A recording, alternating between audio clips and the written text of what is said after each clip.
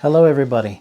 So today I'm tying up some leaders. I've had some guide trips that have chewed up the leaders and tangles, surprise, surprise, that have chewed up the leaders. So I need to rebuild leaders. And for 20 years, 25 years, I use store-bought leaders. And I'll still use them if I'm in a pinch or if I'm fishing dries. But most of the time I'm tying my own leaders now. And what a leader does essentially is it allows us to transfer the energy of the fly line through the leader to the tippet and then finally to the fly and the fly to the fish. So leaders are super important, and the way that they build the tapers has changed throughout the years. And I'll tell you one dirty secret of the fly fishing industry is that the leaders that they make nowadays, and it's not Rio in particular, it's all the companies do it, they are meant for people who can't cast.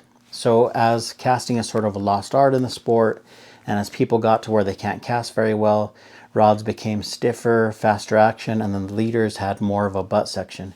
And what that means is the butt section is a thicker part of the leader. The leader is tapered.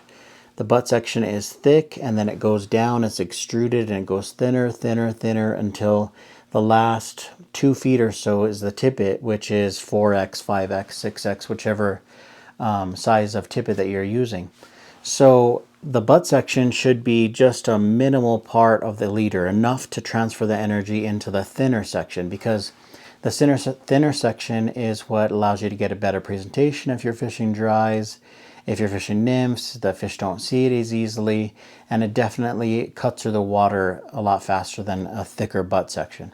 So what happens is, with a thicker butt section from the leaders that you buy from a store, you're essentially never getting that 90-degree kind of nymph drift that you want. You're never getting where your indicator is up here and your flies are 90 degrees underneath your strike indicator.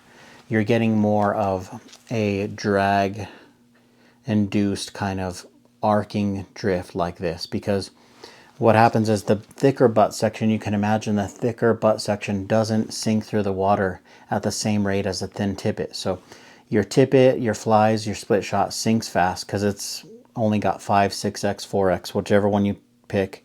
And then the butt section is kind of trailing behind it because it's thicker, it has more, it's more dense, and it definitely has more surface area. That's the big thing, where it doesn't cut through the water as quick as a tippet section. Okay, so what I have here is a pretty standard leader, I think, that's used throughout the West. It's 9-foot 4X, it's Rio. And again, it's not about Rio. Most of the tapers are built the same way. So I'm going to pull this out of the package. They come in like 3. Here's a huge tip for you. I don't know how many times I've had this happen, or definitely have had clients complain about this happening, is they roll them up from the factory. So what you want to do is take the leader and unroll it through the middle. It's usually like 4 or 5 times. And then when you think you've got it unrolled enough, as you pull the leader out, keep your fingers in the middle of the leader. You don't want this leader to straighten out with tangles in there. Keep your leaders in there until you get to the tippet section, and then you can take the memory out of the leader by stretching it. That helps if you have like an old piece of a rubber tire, or they have these leader stretchers that they sell in the fly shops. Something to stretch the leader out. This leader should be stretched out really well. If it kinks or it has curls in it, it's going to sink if you're fishing nymphs. If you're fishing dries, it's going to sink your rod, your fly line, or it's going to give you a bad presentation. So this is a factory leader outside of the box, outside of the bag, and this is the loop section, loop to loop, that you'd go on your fly line. And I'm going to show you how much is the butt section. You can tell that's probably 30-pound mono, maybe 25 pounds, so it's really thick mono. You need this thick mono to transfer the energy from your fly line to your fly. But let me show you how long that butt section is. You've got more than half right here. It starts to go into about 3x and then 4x. I can feel with my fingers.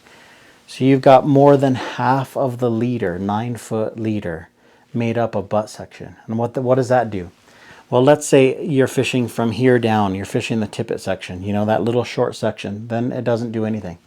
You've attached your leader here, and then you have this tippet section that will sink through the water table at the same rate relatively. So we got 3 to 4x tippet.